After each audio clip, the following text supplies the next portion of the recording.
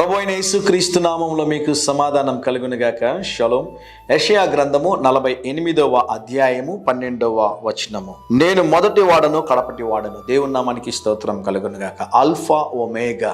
మన జీవితంలో దేవుడు సర్వాధికారి అయి ఉన్నాడు. ఆయనే మన జీవితానికి ఆరంభము, ఆయనే మన జీవితానికి అంతము. దేవుడు సదాకాలం మనకి తోడై ఉండే దేవుడు, సదాకాలం మనల్ని నడిపించేటటువంటి దేవుడు. ప్రకటన గ్రంథంలో రాయబడింది 7 నక్షత్రములను చేతిలో పట్టుకున్నటువంటి దేవుడు, భూమికి పునాది వేసినటువంటి దేవుడు. ఈ భూమిని నువ్వు వేలాడదీసినావు ప్రభు అంటాడు యోబు గ్రంథంలో. అద్భుతంగా ఒక మాట రాయబడింది. ఎందుకు ఈ మాటలు చెప్తున్నానంటే, మన యొక్క జీవిత ఆరంభము అంతము తెలిసినటువంటి దేవుడు మనకున్నాడు. కనుక భవిష్యత్తుని గురించి ఎందుకు కలవరపడతావు? నీ బిడల గురించి, నీ కుటుంబాన్ని గురించి, నీ అవసరతల గురించి, నీ అనారోగ్యముల గురించి, నీ జీవిత ఆరంభము అంతము రెండూ తెలిసిన దేవుడు మనకున్నాడు కదా.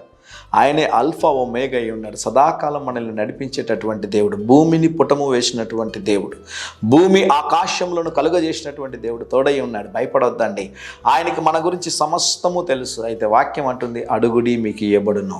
మీకు ఏది కావాలో దేవుడిని అడగండి. సమస్తం ఎరిగిన దేవుడు కదా ఆయన. మీ అవసరతలు ఎరిగిన దేవుడు, నీ అనారోగ్యాన్ని తెలుసుకున్నటువంటి దేవుడు, నీకున్న ఇబ్బందులను తెలుసుకున్నటువంటి దేవుడు. మీరు దేవుని అడిగినట్లయితే సమస్తము ఎరిగినటువంటి దేవుడు, సమస్తము చేయగలిగినటువంటి దేవుడు నీకు విడుదలనిచ్చి నీ జీవితంలో గొప్ప కార్యం చేస్తాడు. ప్రార్థనలు ఏకీభవిస్తారా? ప్రేమ కలిగిన మా యేసయ్య, దయగలిగిన మా తండ్రి, మా జీవితమునకు ఆరంభము అంతము రెండు మీరై ఉన్నారు నాయన. మా జీవితాలను నడిపించండి, బలపరచండి. మా ప్రియులు ఈరోజు తలపెట్టే కార్యం అంతట్లో జయమును అనుగ్రహించమని యేసు నామములో ప్రార్థిస్తున్నాము తండ్రి. ఆమేన్, ఆమేన్.